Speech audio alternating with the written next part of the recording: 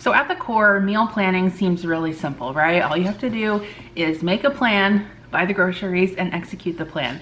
But as we all know in life, nothing is ever that simple. When I say that successfully making a meal plan and following it is life-changing, I know that that sounds dramatic, but I really don't think it is, and today I'm gonna tell you why. So today we're gonna talk about 5 hacks for more successful meal planning.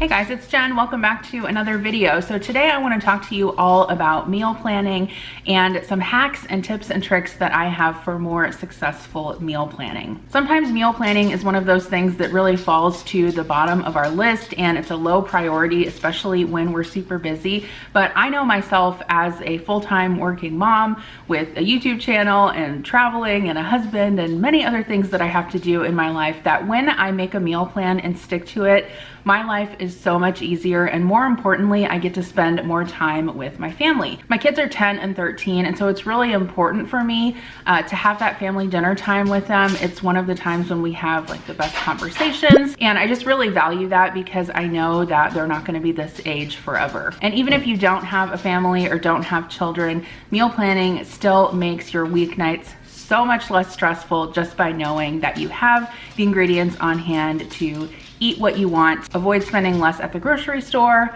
avoid eating out less, and spending less money doing that as well. So the first tip that I have is to actually use a proper meal planner. Now, is it possible to meal plan without a fancy meal planner? Of course, you can just get a notebook or a piece of paper, write down your grocery list, write down what you're gonna eat for the week.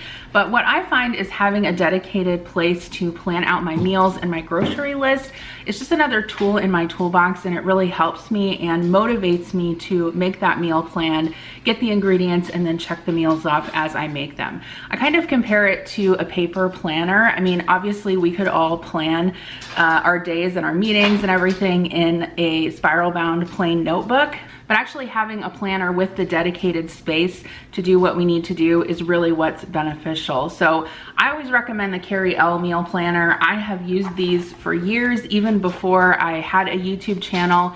They are my favorite because they have not just the meal plan, but they have a tear out grocery list that you can take to the grocery store with you. She has several different sizes on her site, and I believe she's begun selling them on Amazon as well. So I'll link the ones I have down below. Obviously, this is not the only brand of meal planner. There are tons of meal planners out there. This is just the one that I've used the most consistently. And then when people ask me what I recommend, this is what I recommend. And like I said, I do find it really helpful in staying consistent with meal planning by using a dedicated meal planner. I'm also really excited to tell you guys that today's video is brought to you by me and my new meal planning course called Meal Planning Freedom. I'm really excited to bring this online mini course to you guys because I know how challenging it is to get dinner on the table every night when you're a busy working parent or just a busy person in general. And like I said, by meal planning and having everything that we need to get dinner on the table, we can cook healthier, we can eat out less, and we can save a lot of money. So Meal Planning Freedom is a mini course that I developed that's all about why you should meal plan, and we talk about the common barriers and objections that people have to meal planning. We talk about the different types of meal planners and the pros and cons of those. We talk about how to properly inventory your food in your home so that you can more successfully meal plan, and that's inventorying your pantry, your freezer, and your refrigerator. I have a whole module on how to properly make a grocery list, how to save money on your groceries. And then we also talk about what to do when your plans don't go as planned and you fall off your plan, because I think that's important to talk about too.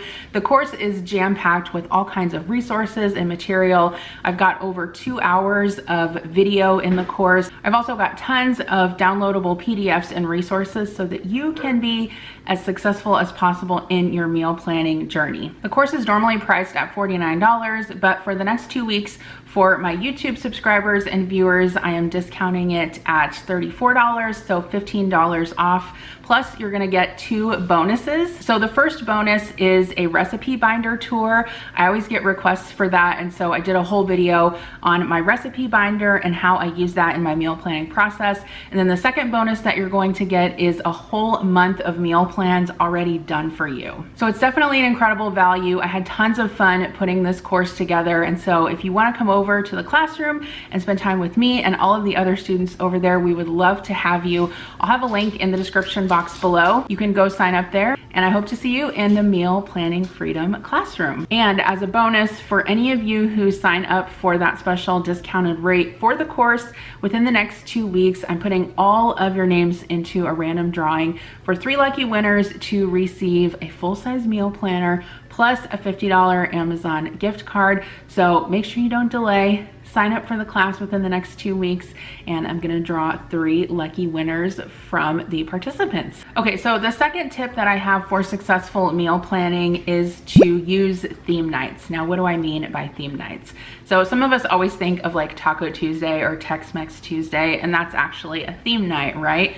Well, one thing that you can do in your meal planning is use something like that to formulate your meals for the week. So I find that one of the barriers to meal planning is actually coming up with what to make. And if you have a structure and sort of different constraints, sometimes that can help you formulate your meal plan. So by theme nights, I mean come up with a certain structure that allows you to only pick from a limited amount of meals for each night. So for example, if we wanted to do meatless Mondays, that would be a constraint that was applied to that day so that we would only think of meatless meals. We could do Taco Tuesday. We could do Waffle Wednesday, or like Breakfast Wednesday. We might call it Waffle Wednesday because of the alliteration, but that's one way that you can really kind of spice up your meal planning and come up with some good ideas. Sometimes I find just the mental energy of coming up with recipes themselves is just too much some weeks, and so that can be really helpful as well. And actually, we talk about that in the Meal Planning Freedom classroom, and I actually have a whole theme night meal planning worksheet for you guys in the classroom if you sign up. Okay, so the next tip that I have is to use the grocery ads to plan out your meals for the week. And obviously this can not only help you save money by buying what's on sale, but it can also really help you get inspiration for what you're going to make. So like, for example, if they had pork roast on sale, that might make me think, okay, well, I could make barbecue pork one night, and then maybe a couple nights later, I could do barbecue pork pizza with the leftovers. So that's what I do with the grocery ads, because not only helps me save money, but it helps me come up with ideas. And one other tip that I have, especially for grocery ads, is that typically the front and the back are the best prices in the ad, just because that's like prime real estate. Also, if there are any like fold outs in the middle of the ad, those also typically have really good deals. So pay particular attention to the front and back of your grocery ads. Those will definitely have the most deeply discounted deals. Okay, so the next tip that I have for you is actually to look back at your previous week's meal plan before you make this week's meal plan. And what I mean by that is sort of to do a brief analysis, if you will, on what happened last week. So what I do is I keep my meal planner out on a cookbook easel on the counter during the week, and then as I make my meals, I can go ahead and check off what I make. When I go to make my meal plan for the following week, because I make mine on a weekly basis, I go back and I look and I see what I haven't made. And I ask myself, why didn't I make that? Did I not make it because I didn't think my family was gonna eat it? Did I not make it because it was too involved and we had other things going on? That way I can sort of reassess and make a better plan for the week going forward. Not only that, but I can also look and see if I still have ingredients left over from last week that I can carry over into this week's meal plan. The fifth and final tip that I have for you is to be realistic, and I really want you to be critical of yourself here and be as realistic as possible. We all have super busy lives and things going on, and one thing that I normally do when I make my meal plan is I actually get out my regular paper planner and I look to see what I have going on in my week and make my meal plan according to that. So for example, if I know my kids have swim practices for 2.5 hours at night after work, I probably know that I'm not going to be able to make anything super involved. So then obviously I might want to make like a crock pot meal or soup and sandwiches or have leftovers or something like that. So I think that a lot of times when we meal plan, we sort of try to make it more complicated than it really should be. And I am super guilty of this also, when really all we're trying to do is get dinner on the table for our family. That's the most important thing, right? That our kids go to bed with their bellies full and that we can spend a little bit of time at the dinner table, even if we're eating like corn dogs and French fries. Put a little bit of fruit on the side. Everyone's gonna be fine. We all have to do what we have to do. And don't feel bad too if you are meal planning and your meals are super simple like that. Like I said, no one needs a hero. Kids just need a full belly to be able to go to bed after they have sports practice to go to school the next morning. So I really hope that you enjoyed these tips today for making meal planning more successful for you and your family. And don't forget, I would love to have you join me over in the classroom over at Meal Planning Freedom. I really cannot wait to have you guys take this course. I so enjoyed putting together all of the video modules and all of the materials, and we're just gonna have so much fun over there chatting in the comments. So be sure to check out that link in the description box below. I will see you Monday or Tuesday for another video. Bye.